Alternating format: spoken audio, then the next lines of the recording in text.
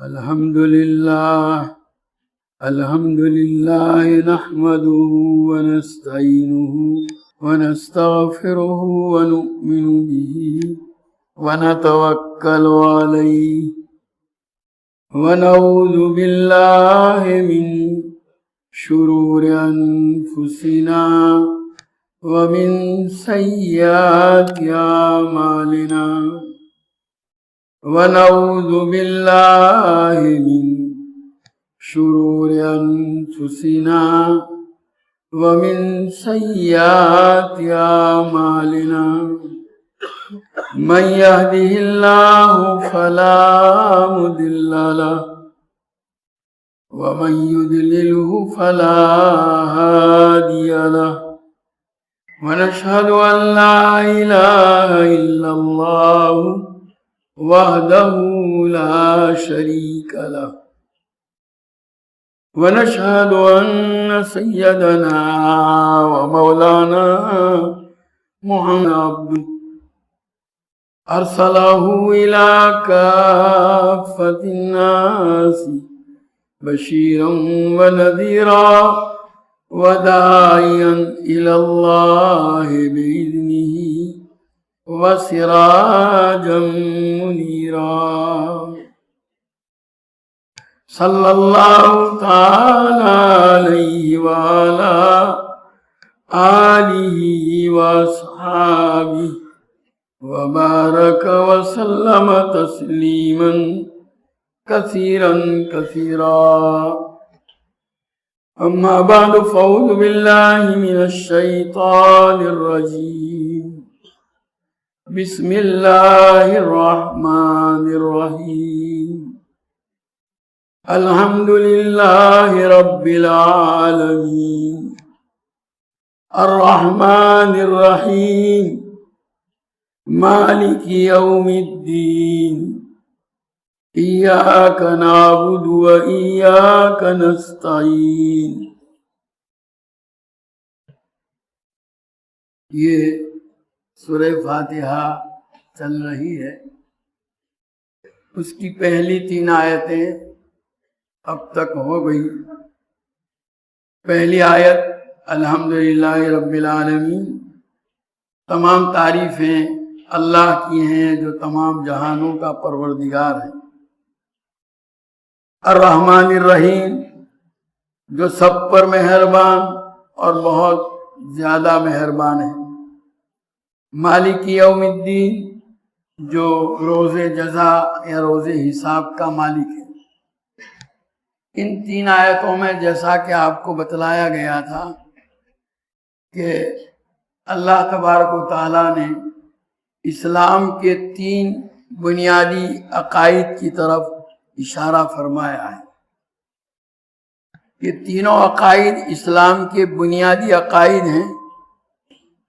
پہلا عقیدہ توحید کا، گویا ہم اللہ تعالیٰ کو، اللہ تعالیٰ ہی کو، اسی اکیلے کو عبادت کے لائق مانتے ہیں. کوئی اور عبادت کے لائق نہیں ہے، اسی کی عبادت کی جاتی ہے. پہلی جو آیت تھی الحمدللہ رب العالمین، چونکہ جب سارے جہانوں کا وہی پروردگار ہے، اسی نے سب کو پیدا کیا، اسی نے سب کو کمال تک پہنچایا، وہی سب کی پرورش کرتا ہے، تو وہی اس بات کا لائق ہے کہ اس کی عبادت کی جائے، کیونکہ اس میں کوئی اور اس کا شریک نہیں ہے. پیدا کرنے میں اللہ کے علاوہ کوئی اور اللہ کے ساتھ شریک ہوتا کہ پیدا کرنے والا عمل اللہ کے ساتھ کسی اور نے بھی کیا ہو، کوئی کسی نے نہیں کیا. وہی تنہا خالق بھی ہے، مالک بھی ہے، رازق بھی ہے، وہی تربیت کرنے والا ہے، وہی ہر چیز کو اس کے کمال تک پہنچانے والا ہے. تو جب وہی سب کچھ ہے تو وہی اس لائق ہے کہ اس اکیلے کی عبادت کی جائے، اس کی عبادت میں کسی اور کو شریک نہ کیا جائے. یہ تو توحید کی طرف اشارہ ہے. یہ توحید اسلام کا بنیادی عقیدہ ہے کہ اللہ کے علاوہ کسی اور کو معبود مانا نہ جائے اور نہ کسی اور کی عبادت کی جائے. الرحمن الرحیم، جو سب پر مہربان اور بہت مہربان ہے۔ اسی مہربانی اور صفت رحمت کا تقاضا تھا کہ اللہ تعالیٰ نے جب انسان کو دنیا کے اندر بھیجا ہے تو اس کو یوں ہی اندھیروں میں نہ چھوڑ دے، بلکہ کیوں بھیجا گیا ہے اس کو باقاعدہ بتلایا جائے۔ چنانچہ اسی کے لیے اللہ تبارک و تعالیٰ نے پیغمبروں کا سلسلہ جاری فرمایا۔ حضرت آدم علیہ نبینا علیہ السلام سے لے کر حضور اکرم صلی اللہ تعالیٰ علیہ وسلم تک اللہ نے مختلف زمانوں میں مختلف پیغمبر بھیجے، اور سب سے آخری پیغمبر اور رسول نبی کریم صلی اللہ تعالیٰ علیہ وسلم ہیں کہ ان پیغمبروں نے انسانوں کو یہ بتلایا کہ تمہیں دنیا میں کیوں بھیجا گیا ہے، تمہیں کیوں پیدا کیا گیا ہے، تمہاری پیدائش کس لیے کی گئی ہے۔ وما خلقت الجن والانس الا لیعبدون، اللہ نے اپنی عبادت کے لیے، اپنی اطاعت کے لیے اللہ نے تم کو پیدا کیا ہے۔ تو اب یہ بتلانے کے لیے یہ حضرات انبیاء بھیجے۔ اگر یہ انبیاء نہ بھیجے جاتے تو انسانوں کو کیسے پتا چلتا کہ ہمیں دنیا میں کیوں بھیجا گیا ہے۔ اور پھر ان نبیوں پر، ان پیغمبروں پر، ان رسولوں پر اللہ تبارک تعالیٰ نے اپنی کتابیں بھی اتاری، اور ان میں سارے احکام زندگی گزارنے سے متعلق جو ہیں وہ بتلائے گئے کہ تمہیں اس طرح زندگی گزارنی ہے۔ اللہ تعالیٰ جیسی زندگی سے راضی ہو وہ کون سی ہے وہ بتلائی گئی، تاکہ اس کے مطابق لوگ اپنی زندگی کو استوار کریں، ہموار کریں، اور اللہ تعالیٰ کون سے طریقے زندگی سے ناراض ہیں وہ بھی بتلا دیا، تاکہ لوگ اپنے آپ کو اس سے بچائیں۔ اور پھر مالک یوم الدین وہی روز جزا اور روز حساب کا مالک ہے۔ گویا ایک دن آنے والا ہے کہ اللہ تبارک تعالیٰ سب سے حساب لیں گے۔ یعنی یہ نہ سمجھا جائے کہ یہ دنیا بس ہم پیدا ہوئے، کھایا پیا اور ختم ہو گئے، نہیں، بلکہ اس زندگی کے بعد ایک دوسری زندگی ہے جو دائمی زندگی ہے، جو کبھی ختم ہونے والی نہیں ہے۔ اور اس دائمی اور کبھی ختم نہ ہونے والی زندگی کی کامیابی اور ناکامی کا مدار جو ہے وہ اس دنیا کی زندگی کے اوپر ہے۔ ہم نے اس زندگی کو اللہ کی رضامندی اور خوشنودی کے مطابق گزارا تو وہ زندگی کامیاب ہے۔ ہم نے اس طرح یہ زندگی گزاری کہ جو اللہ تعالیٰ نے بتلایا ہے اپنے رسولوں پیغمبروں کے ذریعے سے، اپنی کتابوں میں جو طریقہ اللہ نے اتارا ہے اس کے مطابق اگر یہ زندگی گزاری ہے تب تو وہاں کامیابی ہے، وہاں ہمیشہ کی نعمتیں ختم نہ ہونے والی۔ اور اگر خدا نخواستہ اس زندگی کو جو ہے اللہ کی ناراضگی کے مطابق گزارا، اللہ نے جن چیزوں سے منع کیا تھا ان کا ارتکاب کرتے رہے، اللہ کی نافرمانی میں رہے، کھایا پیا اور اسی میں لگے رہے، اللہ کے احکام کو توڑا، تو اس صورت میں پھر وہ جو بعد والی ہمیشہ کی دائمی زندگی ہے وہ گویا ناکامی پر اس پر ناکامی مرتب ہوگی، اس میں اللہ کی ناراضگی سے واسطہ پڑے گا، اللہ کا عذاب ہمیشہ کے لیے بھگتنا پڑے گا۔ یہ گویا روز جزا کا اللہ تعالیٰ مالک ہے، روز حساب کا۔ گویا اس آیت میں آخرت کے عقیدے کی طرف اشارہ کیا ہے، دوسری آیت میں رسالت اور تیسری آیت کے اندر آخرت کا۔ یہ تین عقائد جو ہیں اسلام کے بنیادی عقائد ہیں، توحید اور رسالت اور آخرت۔ آخرت گویا یہ ہم زندگی یہی زندگی نہیں ہے، بلکہ اس کے بعد ایک زندگی ہمیشہ کی آنے والی ہے، اور وہ ہے اصلی زندگی۔ اور اللہ تبارک تعالیٰ وہاں ان دنیا کے اندر جو کچھ بھی انسانوں نے کیا ہے اس کا حساب لیں گے۔ اور یہاں ہم جو کچھ کرتے ہیں یہ نہ سمجھیں کہ اللہ تبارک تعالیٰ کو اس کا پتہ نہیں، اللہ تعالیٰ کو تو پتہ ہے، وہ تو عالم الغیب و شہادہ ہے، سب کچھ جانتا ہے۔ اور اس کے ساتھ ساتھ اس نے اس کا بھی انتظام کیا ہے کہ ہر انسان کے ساتھ اللہ تبارک و تعالیٰ کی طرف سے دو فرشتے بٹھائے گئے ہیں جو ان کے سارے اعمال کو باقاعدہ جو ہے لکھتے ہیں، اس کا ریکارڈ کرتے ہیں. اذ یتلقى المتلقیان عن الیمین وعن الشمال قعید ما یلفظ من قول الا لدیہ رقیب عتید. یہ دو لینے والے، کیچ کرنے والے، لکھنے والے دو فرشتے دائیں اور بائیں دونوں بیٹھا ہوا ہے، اور جو کچھ بھی آدمی بولتا ہے وہ باقاعدہ اس کو وہ نوٹ کرتا ہے، ریکارڈ کرتا ہے. ہم یوں نہ سمجھیں ہم بول رہے ہیں وہ ہوا میں جو ہے وہ تحلیل ہو گیا، ختم ہو گیا، نہیں. ایک ایک بول جو ہے وہ محفوظ. آدمی کے سارے اعمال کا باقاعدہ اللہ تعالیٰ کے یہاں ریکارڈ ہے، اور یہ فرشتے اس کو لکھتے ہیں، اس کو محفوظ کرتے ہیں. جب قیامت کے روز انسان کے ہاتھ میں اس کا اعمال نامہ دیا جائے گا اور انسان اس کو دیکھے گا تو وہ جو ہے کہے گا ما لہذا الکتاب لا یغادر صغیرۃ ولا کبیرۃ الا احصاها. اس صحیفے کو کیا ہو گیا، اس نوشتے کو، کہ کوئی چھوٹی بڑی چیز ایسی نہیں ہے جو اس کے اندر نہ. سب کچھ ہماری زندگی کا سارا کچا چٹھا اس کے اندر ہوگا، کوئی چیز چھوٹی نہیں ہوگی. لا یغادر صغیرۃ ولا کبیرۃ الا احصاها. سب نامہ اعمال میں وجدوا ما عملوا حاضرا ولا یظلم ربک احدا. انسان اپنا جو کچھ کیا ہوا ہے دنیا میں سارے اعمال کو وہاں موجود پائیں گے، انکار نہیں کر سکیں گے. اور اللہ تعالیٰ کسی کے ساتھ ظلم اور زیادتی نہیں. اللہ تعالیٰ تو بندوں کو دکھلا دیں گے ان کے اعمال کو باقاعدہ گواہ پیش کریں گے. اور یہاں ویسے بندوں سے پہلے جب پوچھا جائے گا تو بندے جھوٹ بھی بولیں گے، لیکن اللہ تعالیٰ زبان بند کر دیں گے اور دوسرے اعضاء گواہ. جن اعضاء سے اس نے گناہ کیے تھے ہر عروض، آنکھ نے جو گناہ کیا تھا آنکھ بولے گی، کان نے کیا تھا کان بولے گا، ہاتھ نے کیا تھا ہاتھ بولے گا. ہر عروض وہ کہے گا کہ بھئی تمہارے لیے تو میں نے کیا تھا اور تم ہی میرے خلاف گواہی دیتی.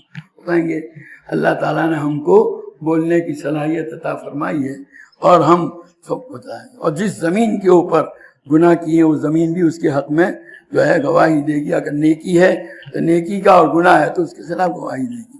گویا کوئی چیز چھوٹنے والی نہیں. آدمی کو گویا ہر وقت اس بات کا احساس ہونا چاہیے کہ میں جو کچھ کر رہا ہوں وہ سب ریکارڈ ہو رہا ہے، اور اس سب کے متعلق قیامت کے دن مجھے اللہ کو حساب دینا ہے. وہی روز حساب کا مالک ہے.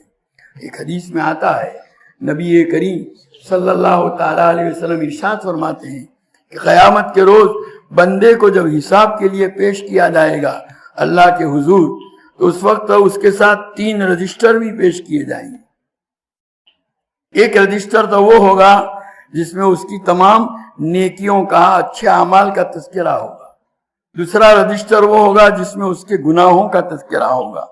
اور تیسرا رجسٹر وہ ہوگا جس میں ان تمام نعمتوں کا جو اس نے اپنی پوری زندگی میں استعمال. ہم جو پانی پیتے ہیں، کھانا کھاتے ہیں، ہر چیز جو اللہ تعالیٰ کی دی ہوئی استعمال کرتے ہیں نا، وہ سب باقاعدہ ریکارڈ ہے اس کا. لَتُسْأَلُنَّ يَوْمَئِذٍ عَنِ النَّعِيمِ. قرآن میں باری تعالیٰ فرماتے ہیں کہ اللہ کی نعمتوں کے متعلق قیامت کے روز اللہ تعالیٰ کے یہاں باقاعدہ سوال ہوگا. مختلف حدیثوں میں مختلف انداز سے نبی کریم صلی اللہ تعالیٰ علیہ وسلم نے قیامت کے دن جن جن نعمتوں کی بات پرس ہوگی، جس کے متعلق پوچھا جائے گا، اس کی تفصیلات بتلائی ہیں. آپ نے فضائل صدقات میں حضرت عبداللہ بن مسعود کی رضی اللہ تعالیٰ عنہ کی وہ روایت سنی ہوگی، لا تزول قدم ابن آدم عند ربہ یوم القیامت حتی یسأل عن 5. قیامت کے روز انسان کے پاؤں اللہ کے حضور سے ہٹ نہیں پائیں گے یہاں تک کہ 5 چیزوں کے متعلق سوال. عن عمرہ فیما افنا، یہ زندگی، اس میں سب کچھ آ گیا.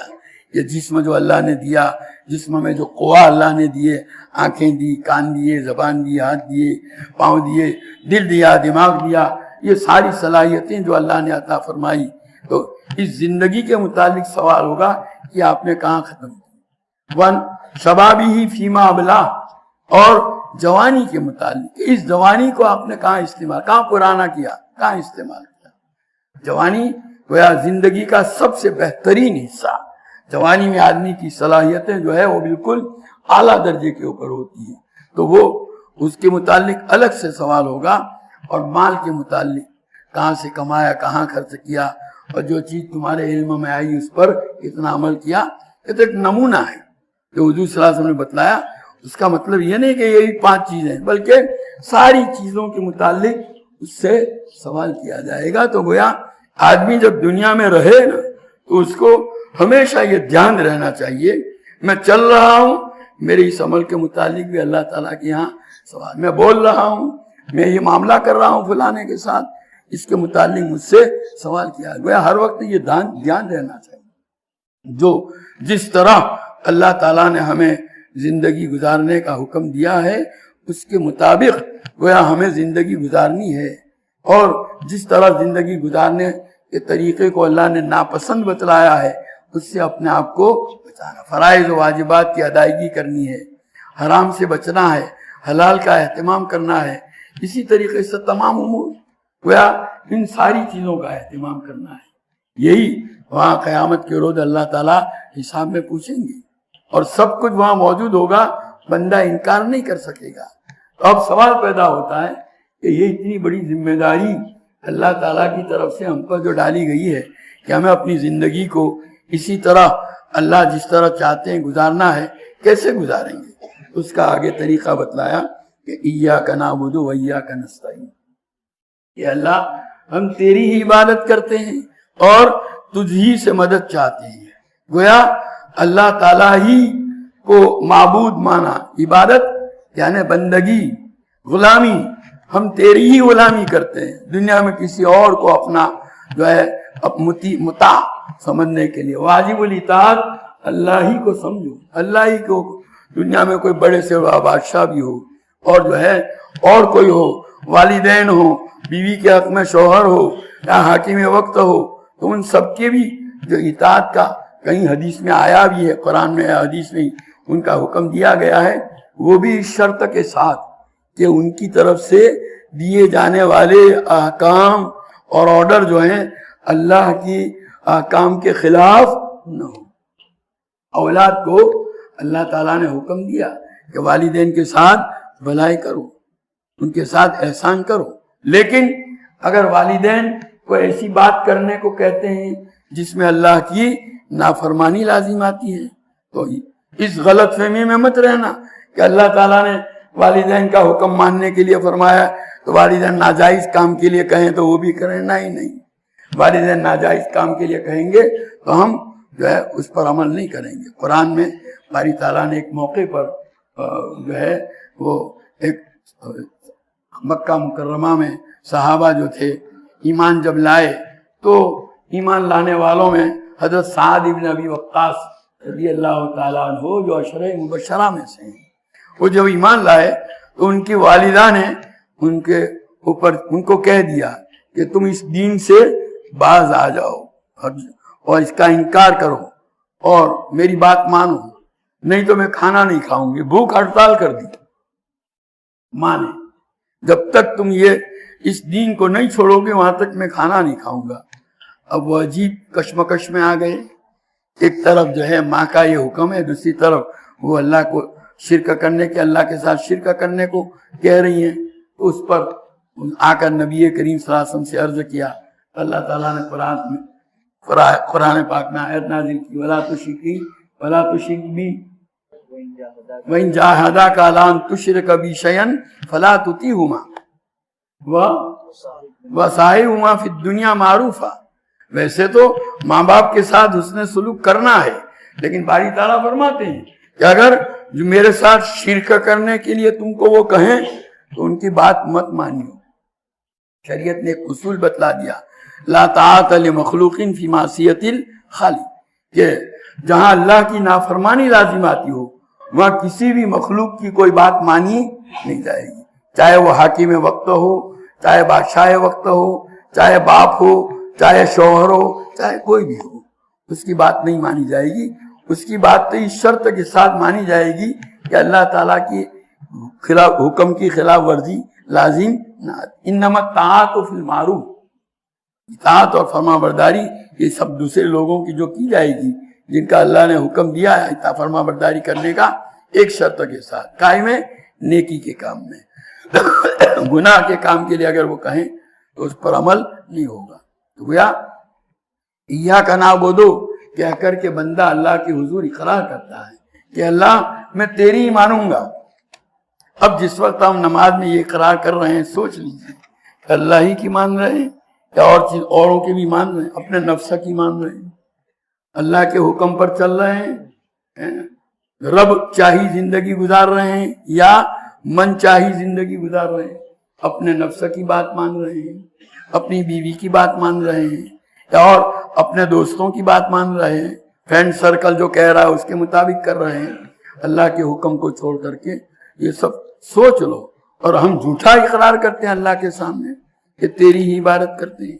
گویا یہ اقرار یہ جو ہے اس کا علاج بتلایا گیا کہ آپ اپنے اوپر اللہ کی اطاعت لازم کر لو، اللہ کے علاوہ کسی اور کو واجب الاطاعت مت سمجھو، اللہ ہی کے حکم کو ماننا ہے اور ہر حال میں ماننا ہے، چاہے وہ ہماری چاہت کے موافق ہو یا مخالف ہو، اس کے اوپر ہمیں عمل کرنا ہے۔ حضرات صحابہ رضوان اللہ تعالی علیہم اجمعین نے جب کلمہ پڑھا اشہد ان لا الہ الا اللہ، تو کلمہ پڑھ کے گویا اس بات کا انہوں نے اقرار کر لیا اور بتا دیا کہ ہم اللہ ہی کے حکم کو مانیں گے چاہے جو بھی حالت ہو۔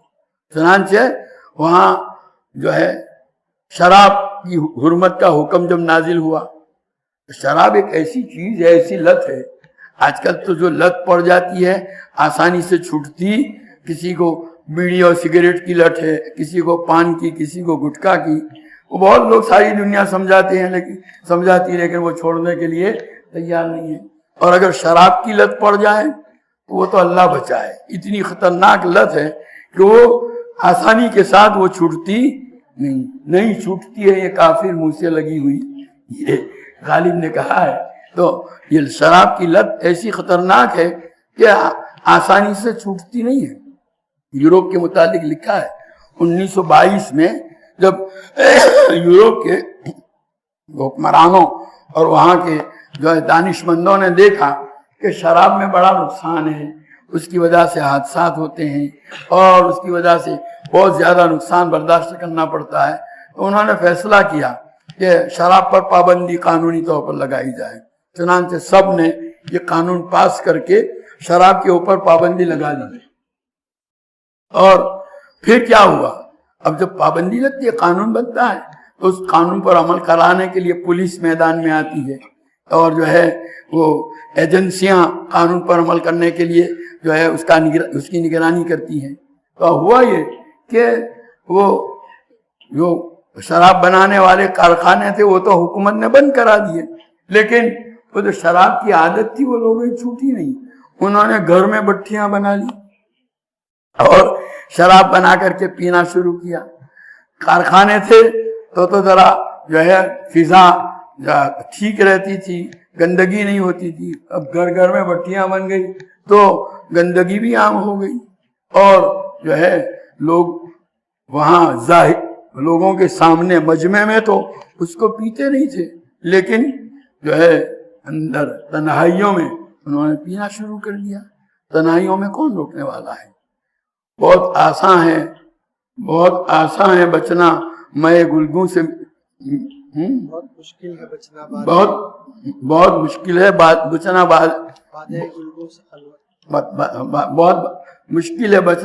بادے گلگوں سے خلوت میں، بہت آسان ہے یاروں میں معاذ اللہ کہہ دینا، یعنی دوستوں کی مجلس میں اعوذ باللہ یوں کر کے اپنی بزرگی کا اظہار کرنا تو بہت آسان ہے، لیکن تنہائی میں اس سے بچنا بڑا مشکل ہے۔ تو حقیقت تو یہ ہے کہ یہ انہوں نے نہیں چھوٹی، بالآخر حکومتوں نے وہ قانون اٹھا لیا، لیکن یہی شراب کی لت جو عربوں میں تھی، جو ہے کئی پیڑیوں سے اس کے عادی چلے آ رہے تھے، ان کے یہاں شراب کے ساتھ تو محبت ایسی عجیب و غریب ہوا کرتی تھی۔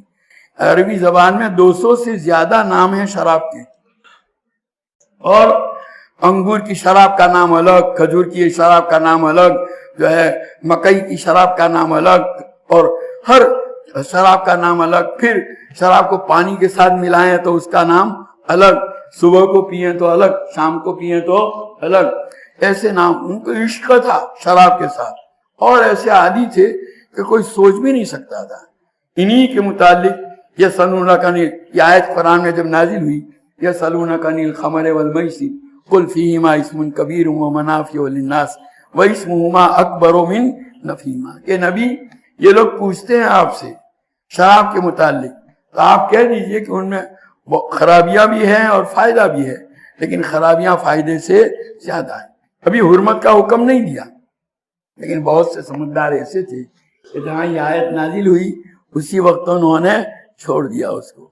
پھر تو صراحتاً ان الخمر والمیسر والازلام رجس من عمل الشیطان فاجتنبوہ لعلکم تفلحون، کہ بے شک شراب ہے اور جوا ہے اور یہ پانسے کے تیر جو لگائے جاتے تھے وہ سب شیطانی عمل ہے، اس سے بچو تاکہ تم کا. بس کیا تھا؟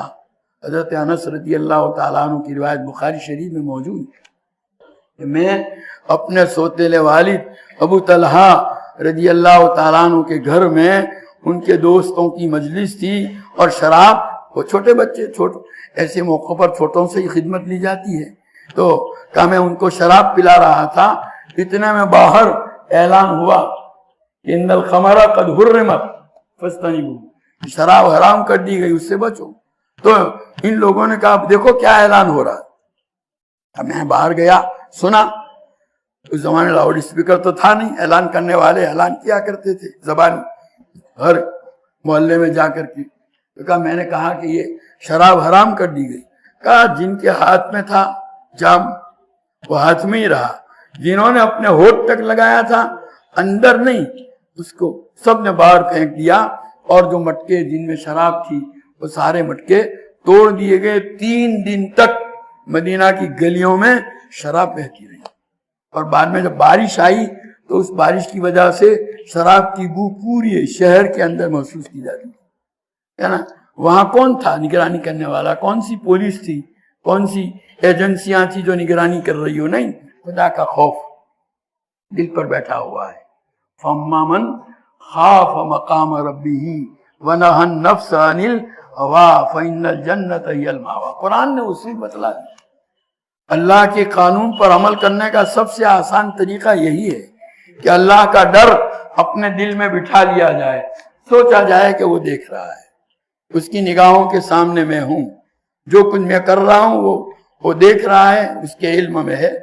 جو آدمی فَأَمَّا مَنْ خَافَ مَقَامَ رَبِّهِ، کل کو اللہ کے سامنے کھڑے ہو کر کے مجھے جواب دینا ہے اپنے اعمال کا، اس جواب دہی سے کہ تصور سے جو ڈرا اور اس نے اپنے نفس کو خواہشات سے روکا، تو اس کا ٹھکانہ کیا ہے؟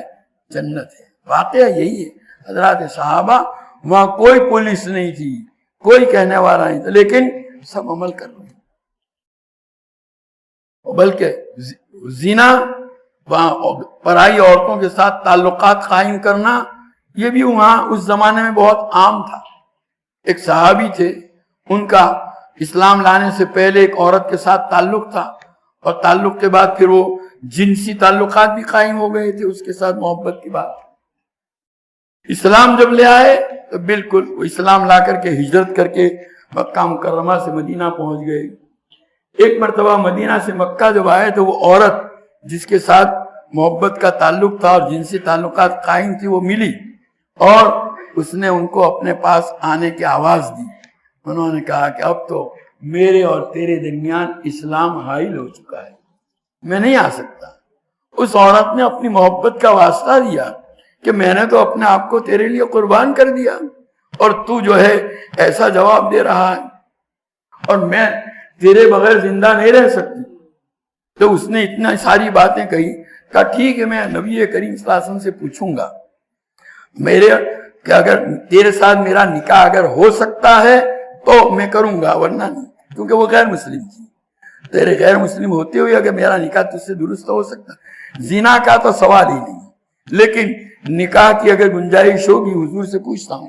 چنانچہ نبی کریم صلی اللہ علیہ وسلم جب مدینہ پہنچے تو آپ کی خدمت میں حاضر ہوئے، سوال کیا یہ سب سنایا تو حضور صلی اللہ علیہ وسلم جو ہے خاموش رہے یہاں تک کہ وحی آئی، اور اس وحی میں نہیں وہ جو ہے لا تنکحوا المشرکات حتی یؤمنن ولا امۃ مؤمنۃ خیر من مشرکۃ، کہ مشرک غیر مسلم عورتوں سے نکاح مت کرو جو ہے جب تک کہ وہ ایمان نہ لے آئے، اور ایک مسلمان باندی غیر مسلم آزاد عورت سے بہتر ہے، چاہے وہ غیر مسلم عورت ان کو بہت بلی کیوں نہ معلوم ہو۔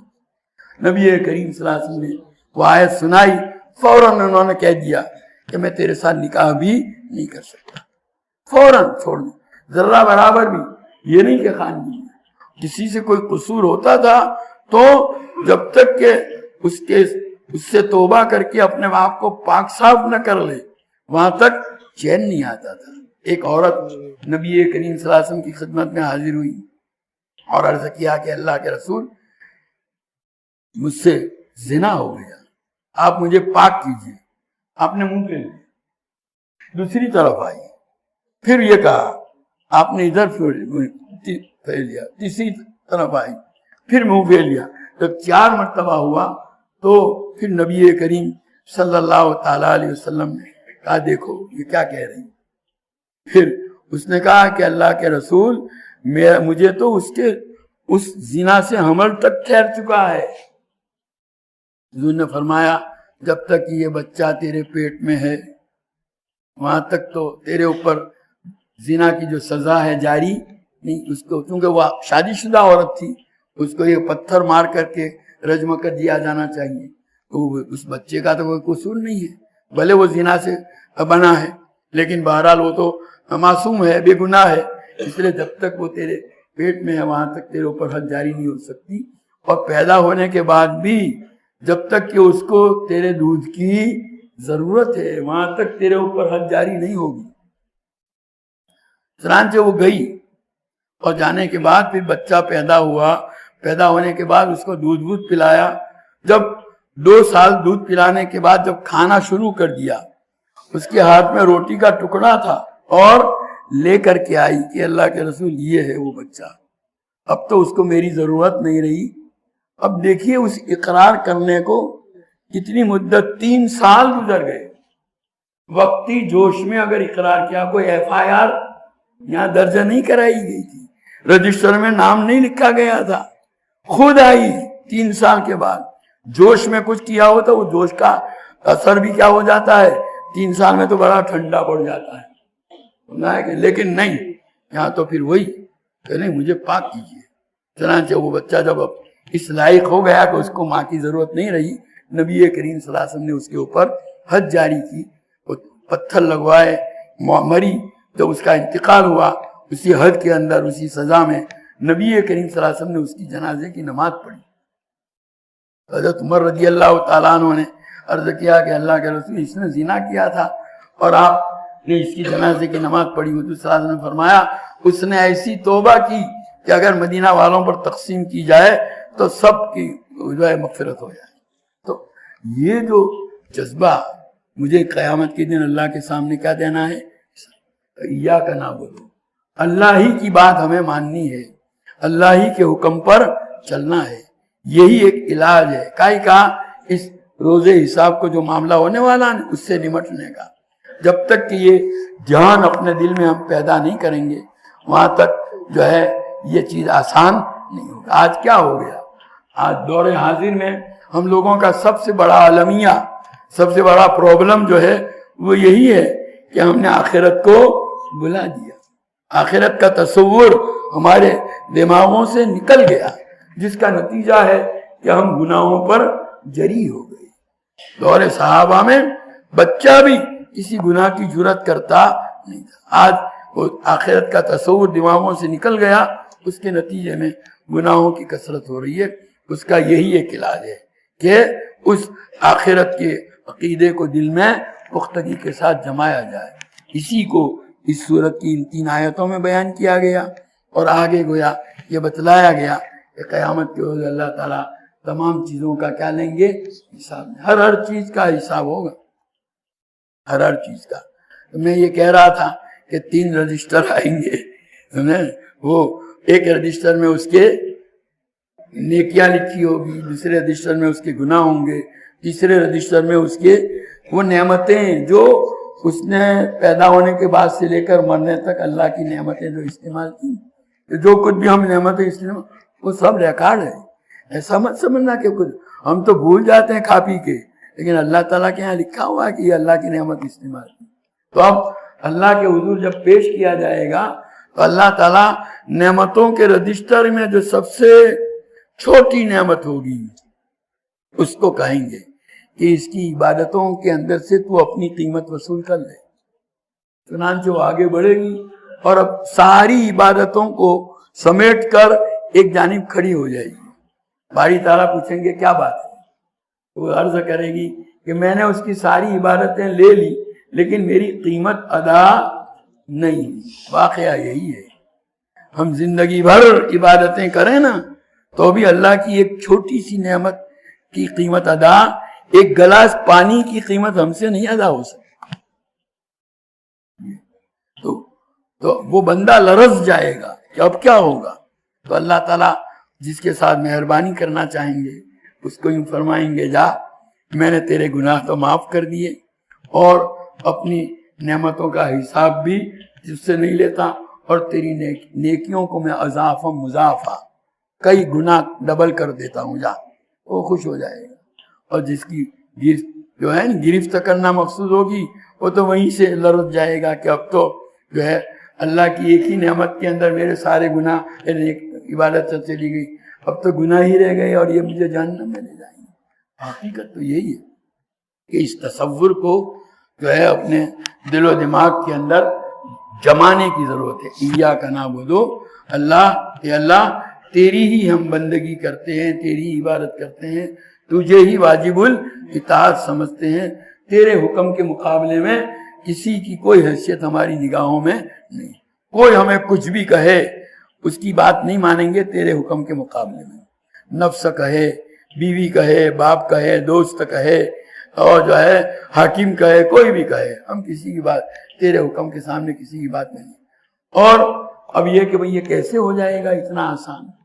ایاک نستعین، تجھی سے ہم اس مدد مانگتے ہیں۔ گویا اللہ کے احکام پر عمل کرنے میں اگر ہمارے رکاوٹیں ہوتی ہیں تو ان رکاوٹوں کا بھی علاج ہے۔ لوگ آج کیا کہتے ہیں مول صاحب، یہ زمانہ جو ہے، اس زمانے میں تو شریعت کے اوپر عمل کرنا کیا ہو گیا؟ مشکل ہو گیا۔ تو شریعت پر عمل کرنا مشکل ہو گیا تو کبھی اللہ سے مانگا تم نے؟ اللہ سے مانگو، اللہ سے کہو اللہ تو نے مجھے یہ حکم دیا ہے اور اس وقت صورتحال یہ ہے، ماحول میرے مخالف ہے اور ساری چیزیں میرے مخالف ہے، تو میری مدد فرما۔ اللہ سے اس کی مدد مانگی جائے، وہی تو مدد کرے گا۔ قیامت کے روز جب اللہ، حضرت ڈاکٹر عبدالحی صاحب عارفی رحمۃ اللہ علیہ ایک عجیب بات فرماتے تھے کہ قیامت کے روز اللہ تعالیٰ بندے کو اپنے سامنے کھڑا کر کے پوچھیں گے تو نے یہ گناہ کائے کو کیے، اور بندہ جواب میں عرض کرے گا باری تعالیٰ آپ نے مجھے ایسے زمانے میں پیدا کیا کہ گناہوں ہی کا دورہ تھا، گناہ سے بچنا مشکل تھا۔ تو باری تعالیٰ اس کے جواب میں یوں فرمائیں کہ تو نے تو میری کتاب میں پڑھا تھا قرآن میں، ان اللہ علی کل شیء قدیر، اللہ ہر چیز پر قادر ہے۔ کیا تو نے کبھی مجھ سے یہ کہا کہ اللہ یہ گناہ سے بچنا میرے لیے مشکل ہے، تو میرے لیے کیا کر دے، آسانی پیدا کر دے، رکاوٹیں دور فرما دے؟ تو نے کبھی کہا؟ ہم نے تو کبھی دعا بھی نہیں کی اس کے لیے۔